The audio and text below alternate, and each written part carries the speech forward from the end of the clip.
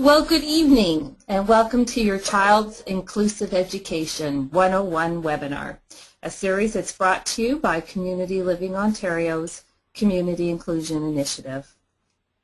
Tonight's webinar is the last of a three-part series and is focused tonight on understanding the IPRC process. Our previous two webinars have been quite successful, and they are recorded and can be tapped into on our website.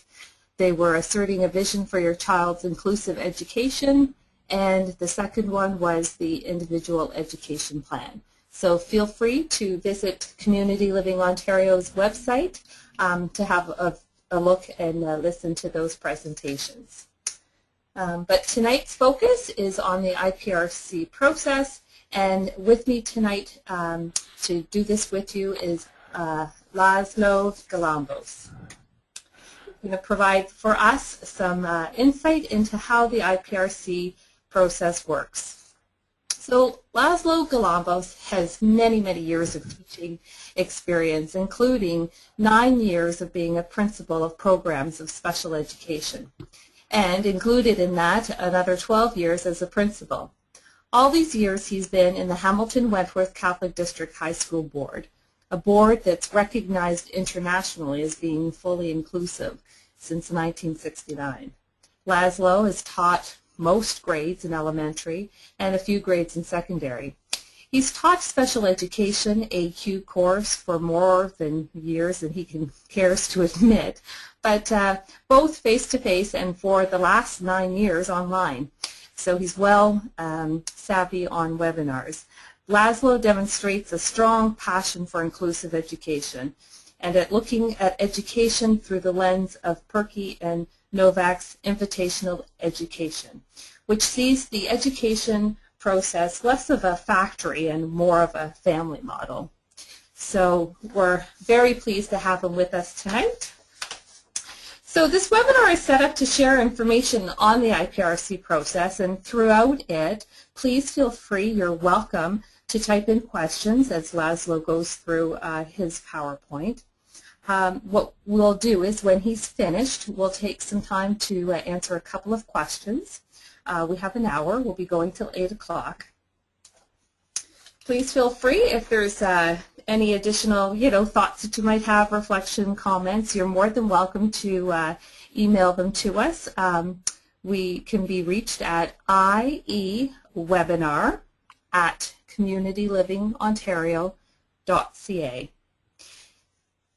So once this webinar is finished, I'd also invite you to help us by completing a brief survey that we have in place. It will help us for our future webinars that we do, and we look forward to having more opportunities where we can engage in learning.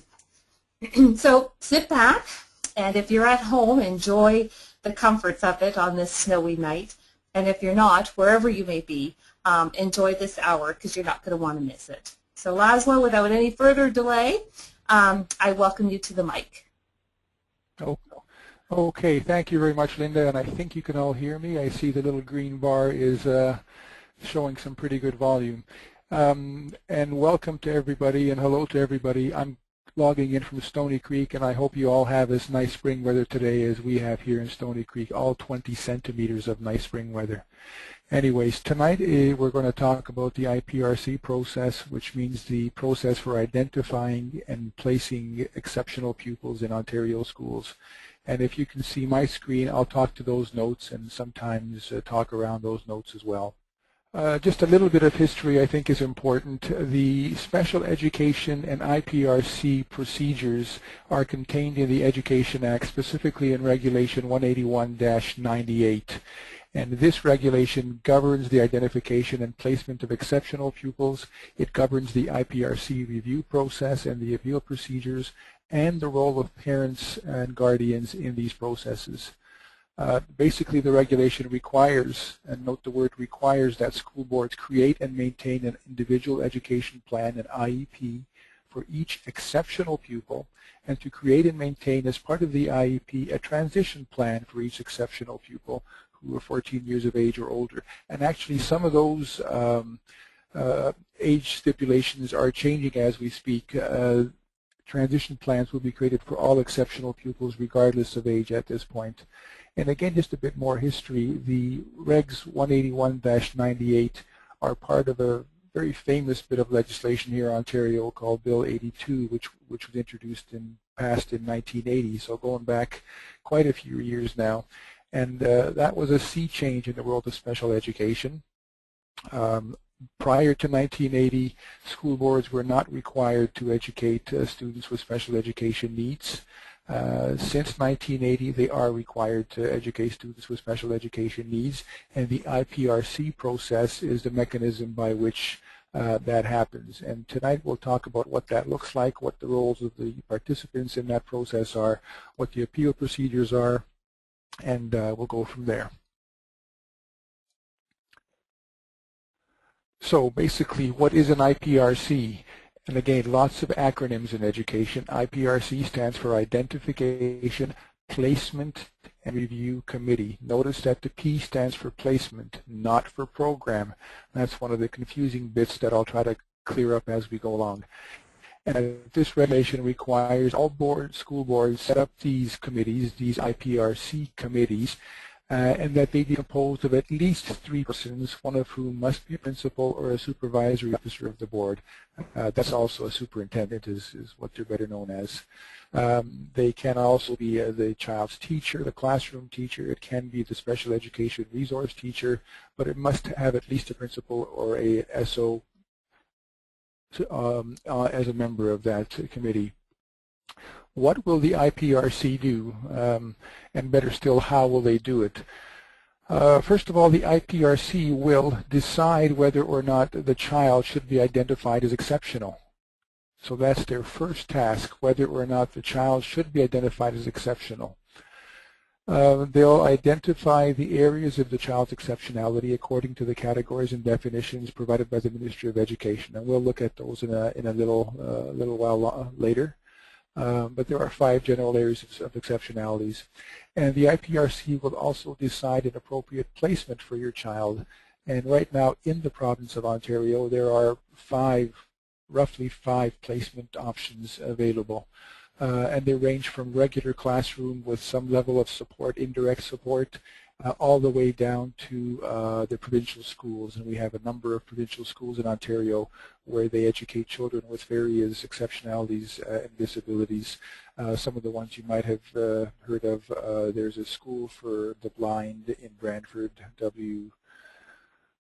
Ross McDonald. There's a school in Milton for children with learning disabilities called Trillium School. There's E.C. Drury School in Milton for students who are deaf or hard of hearing, and a couple of other ones in London and Belleville as well. And then you'll see the other placement options as well. So there's classroom, regular classroom with indirect support, regular classroom with resource assistance, with withdrawal assistance, and also self-contained classrooms. As Linda mentioned in her introduction, I work for a school board that is fully inclusive, so we don't have any self-contained classrooms for any of our exceptionalities. Not all school boards are like that. Some school boards have some level of congregated settings for students. Who is identified as an exceptional pupil? Well, the Ed Act is pretty definite about this, and it defines an exceptional pupil as a pupil whose behavioral, that's one of the exceptionalities, communication, that's another exceptionality, and under communication exceptionalities, there was a range of them, which I'll talk about, intellectual exceptionalities, and it ranges from kids who might be gifted to kids who might have intellectual developmental disabilities, also kids who have physical exceptionalities and or multiple exceptionalities, and multiple obviously means 2 or more exceptionalities, such that he or she is considered to need placement in a special education program. So that's what an exceptional pupil is. And students are identified according to the categories and definitions as provided by the Ministry of Education. So if we remember back to the second slide, what the role of the IPRC is, what happens there, their first job or task, so to speak, is to identify the pupil according to these categories of exceptionalities. And we'll look at how they do that and perhaps what they mean as well. I was going to say, are there any questions, but I guess there very well might be. Okay. In the previous slide, it mentions that exceptional students are entitled to a special education program, and a special ed program is defined in the Education Act as an educational program that is based on and modified by the results of continuous assessment and evaluation, and the program includes an IEP, or an individual education plan, containing specific objectives and an outline of specific educational services that meet the needs of the exceptional pupil. So 2 points here, that the program is based on the results of ongoing assessment and evaluation, and the presence of an IEP, or individual education plan. Let me be really clear about this. All exceptional pupils must have an individual educational plan. And it must be a formal individual educational plan that's set up by the school board. Parents are invited or consulted on the formulation of the educational plan, but it's the school's responsibility to design and to implement that. And once again, all exceptional pupils must have an IEP. And as parents, guardians, you certainly need to be aware of that IEP. You need to have a copy of it, and you need to be consulted in the formulation of that IEP as well. Along with special education programs, we have special education services, and these are defined in the Education Act as the facilities and resources, including support personnel and equipment, necessary for developing and implementing a special education program.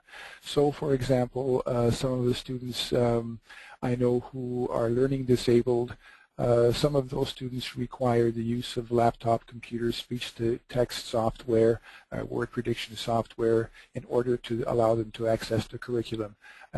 That's part of the special education services that the board is required to provide for the students. Of course, there's a process for acquiring all that technology and for training all the people. That's a whole different matter, but that's just an example of special education services. Or a student, for example, who is there's deaf or hard of hearing. Some of these students require FM systems to be set up in the classroom.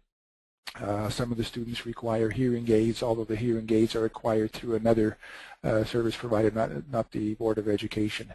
But these are just examples of special education resources that some students require for their special ed program.